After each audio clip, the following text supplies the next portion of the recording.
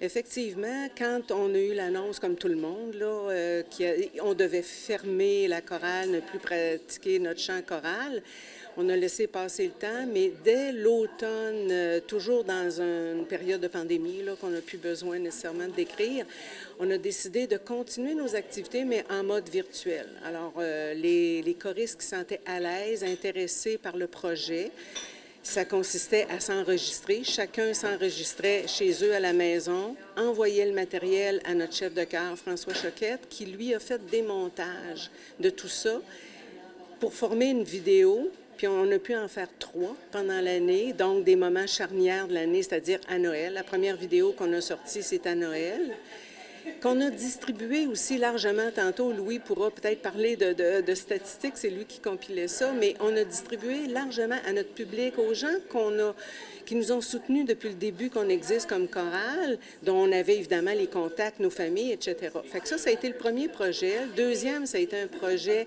à la Saint-Valentin, donc qui est encore un moment agréable, charmant, qu'on veut partager avec tout le monde.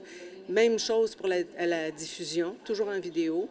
Puis après ça, à l'été, on a pris une pièce pour célébrer l'île et l'été, puis on a fait encore une fois la même distribution. Donc, effectivement, on n'a jamais arrêté, le cœur de l'île d'Orléans n'a jamais arrêté de battre, si je peux m'exprimer comme ça.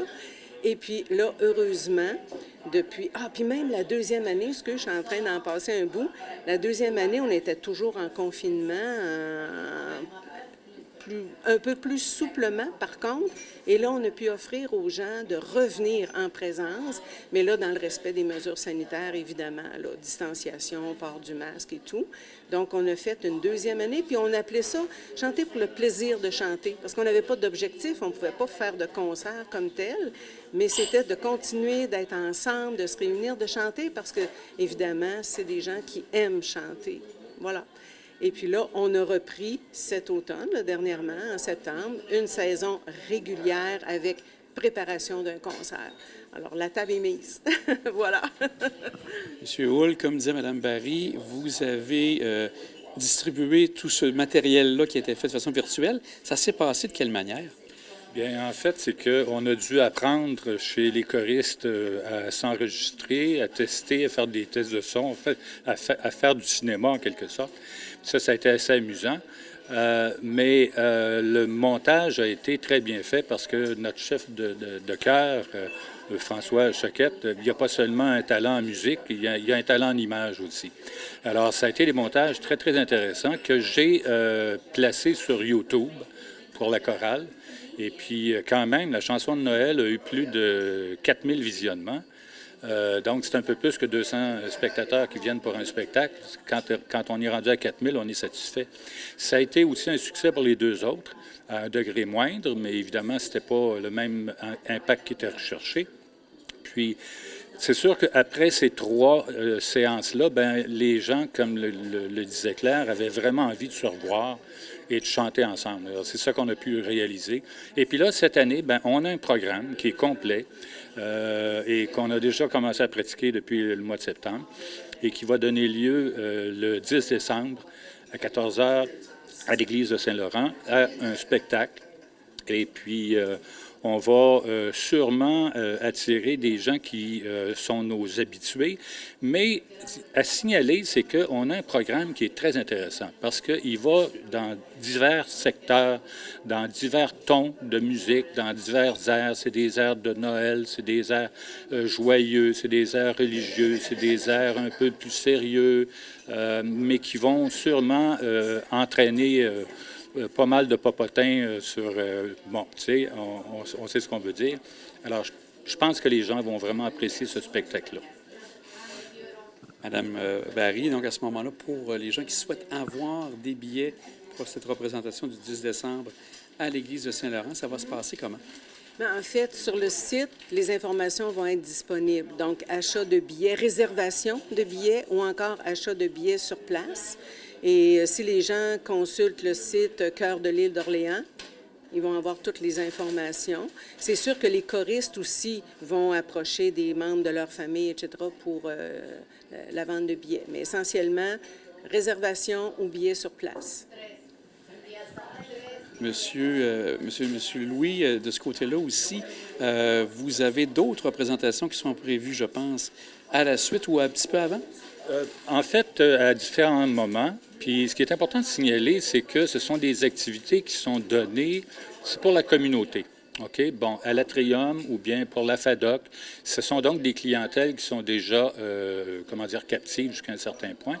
Et puis, ça nous permet, nous, de rayonner, de faire rayonner le cœur de l'île d'Orléans, même en dehors de l'île. Et puis ça, c'est important pour nous de s'activer dans la communauté, comme on l'a toujours fait. Puis là, c'est le fun de pouvoir reprendre là où on a laissé ces activités-là. Moi, je voudrais compléter, si vous permettez, parce qu'effectivement, tu parlais des petits spectacles qu'on va donner en dehors du grand concert. C'est qu'il y a une tradition chez nous, au cœur de l'île d'Orléans, c'est qu'annuellement, on fait un concert bénévole pour une résidence de l'île d'Orléans. Donc, on alterne pavillon Alphonse Bonenfant, Villa Les Bosquets. Et là, cette année, on va être à Villa Les Bosquets. Ça se trouve être comme une pré-générale, mais c'est un concert qu'on offre bénévolement aux résidents. Et ça se passe quand? Celui-là, il va être le 5 décembre, me semble-t-il, lundi 5. Oui, c'est ça, exactement. Voilà. Et par la suite, vous avez un autre concert, je pense, une fois que le grand concert du 10 sera passé. Oui. C'est ça. Ce sera celui de la FADOC le 14. Oui. Est-ce qu'il y a encore possibilité pour des gens d'incorporer le chœur? Oui? Toujours. Il y a toujours de la place, malgré que là, nos soirées portes ouvertes qu'on a offertes en début de saison, c'est passé, c'était en septembre. Sauf que oui, quelqu'un peut dire, mon doux, j'apprends que le chœur de l'île d'Orléans existe. Oui, les portes sont ouvertes. Puis à ce moment-là, c'est sûr que nous autres, on va accueillir puis adapter pour cette personne-là. Parce que nous, notre objectif comme choristes, c'est qu'on apprenne nos chansons par cœur, qu'on puisse faire un concert où on n'a pas besoin de cahier. Par contre, on comprend très bien que quelqu'un qui arrive, c'est énormément de textes à maîtriser. Donc, on accepte, là, puis on a de la souplesse, mais oui, on accueille tout le monde. Donc, il y aura un petit peu de rattrapage à faire pour cette personne, mais comme vous dites, il n'y aura pas de problème. On va la soutenir, c'est sûr. Monsieur Louis, pour voir aussi qu'est-ce qui s'en vient pour la suite, ça serait à quel moment, une fois que le concert sera terminé, est-ce qu'il y a d'autres événements qui vont avoir lieu, soit au printemps ou à l'été? Tout à fait, oui. C'est prévu. Si, évidemment, on en a la possibilité, là, si, évidemment, il n'y a pas une espèce de virus qui... Bon. Mais on est optimiste, là, et puis on va donc reprendre un peu notre calendrier régulier et ce sera donc à compter de janvier de préparer le spectacle du mois de mai. Le spectacle qui est donné en 2 occasions au printemps parce qu'on a la possibilité de le faire. Et on n'a pas encore, d'entente formelle avec des partenaires pour ce faire, mais ça va venir. Sauf que ce qui est intéressant, c'est que on peut donc d'ores et déjà prévoir qu'on va avoir un spectacle à Noël, puis un spectacle au mois de mai, et puis comme ça, on va satisfaire différentes clientèles.